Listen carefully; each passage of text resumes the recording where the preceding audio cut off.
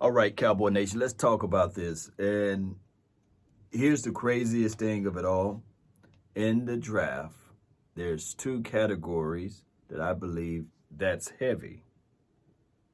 And we've been talking about this for a minute now. The offensive line, regardless how you look at a tackle or the inside guard guy, I believe that this particular draft is heavy. And I don't think that a lot of teams will be looking in the first 15 picks as it relates to that. As far as the offensive linemen in general.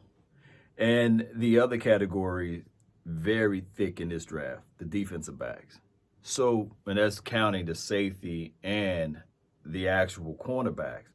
So at the end of this month, we would know for sure the directions of the Dallas Cowboys heading into the 2021 season. But the craziest part of it all, the argument, the circular argument of whether or not you get a defensive back or an offensive lineman that can benefit or help your team out in this particular year with the 10th pick, I'm looking at it like, man, the depth is so crazy that you can flat out get a legitimate cornerback in the mid-second or early third round that can make an impact on your team. Or you can look at it like, all of the big boys as far as the interior defensive linemen, they're not going to rock until day two anyway.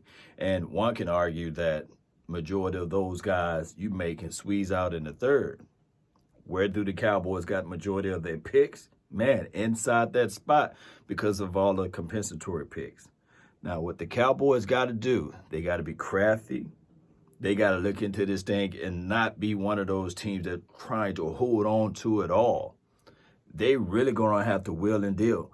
And it started during the free agency. That's when you're supposed to figure out how you're going to implement this, how you're going to implement that, and fill in some of those holes. But the Cowboys might have played their hands. Believe it or not, I got to give kudos to the Joneses. They might have played their hands pretty well. I know that a lot of people are going to say, nah, Law, they didn't. And you just speaking positive. Hear me out. We've been wanting this team to go out there and snatch up a guy for the interior. They might can just look into this situation and say, okay,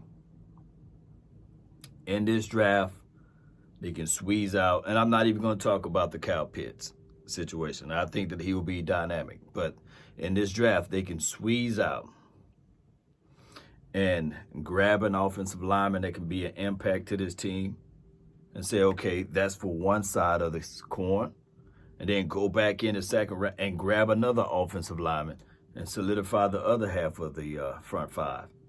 Or, and I'm not saying that they're going to do this, or they can look into this draft and say, okay, play it smoothly. BPA, of course, I'm telling you guys, we got to roll with BPA. But hear me out with this. They can actually go into this situation and with that first pick, still draft that defensive back that everybody's saying that they want.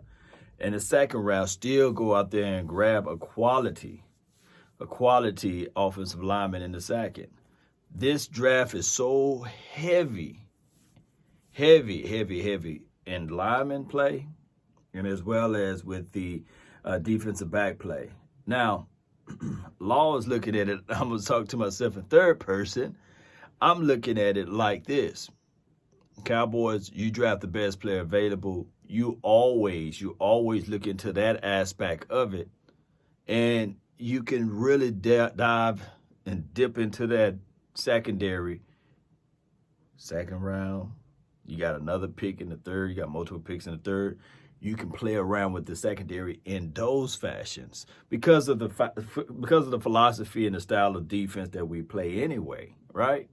So this team, we are in an unbelievable situation because look what we did in the draft. Look what we did in the free agency. We went out there. We snatched up KZ. We snatched up Neal, who can be a versatile guy that's going to play that weak side, right? Those are two spots that we can say last year We know what Donovan Wilson can bring, but the KZ kid, granted, if healthy and if he can remain healthy, that's another part of it. You got range now, right? You got people that can cover grass. You got an enforcer in Donovan Wilson. Now, when you think about the weak side, what's the issue with that? Well, we had a guy named Jalen Smith that was playing, and he had responsibilities of covering and these sorts. They might look at Jalen now and say, okay, hey, we want you to do one responsibility. We want you to probably set up and still shoot upfield, get to the quarterback, or get to the runner downhill. We don't want to see you flipping your hips, covering tight ends out in space. We're not going to give you flat responsibility to cover this guy that's a little bit quicker than you. They can get around the edge and these sorts, right? So this whole entire situation, as relates to like defensive wise, could be a whole lot different. Now, with the Diggs, what we're banking on is Diggs will go into the 2021 season and marry and match up what he did last year. Now, granted, he had some growing pains. He started off slow. It wasn't like he was like Dion out there. And I'm not saying that he should. And it wasn't like he was at the level of what we've seen out of Byron Jones for the first few weeks. But the Cowboys made their bed. They got rid of Byron Jones. They allowed him to walk, right? And they thrusted this kid out there in a situation where he had to learn on the fly. And he couldn't lean on anybody else on that defense because they was all learning too. It was a whole new philosophy, and they was trying to think more than play.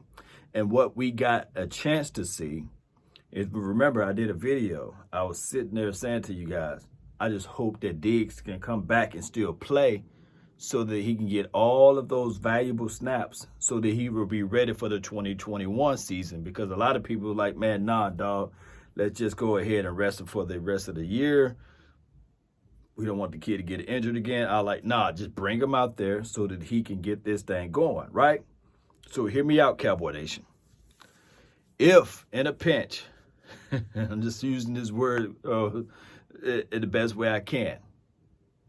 If the Cowboys bring in another young defensive back from this draft and throw him out there and thrust him out there to be one of the guys that will start, there will be some more growing pains. Nevertheless, if you have a Jordan Lewis that can step it up, remember they re-signed him, right? And if you have Maurice Kennedy, he's going to have to show us something, and Anthony Get Down Brown. Those three right there, they're going to have to produce. Because if not, the young DB, he's going to have to go through the Diggs situation. Off season is long. But what I'm saying is with this draft, you can double up on your offensive linemen. You can double up on your defensive backs. And as far as that interior situation, we got 10 picks. You can still double up on your inside guys. And you don't even have to get your skill guys like the tight end or the wide receiver that we've been talking about.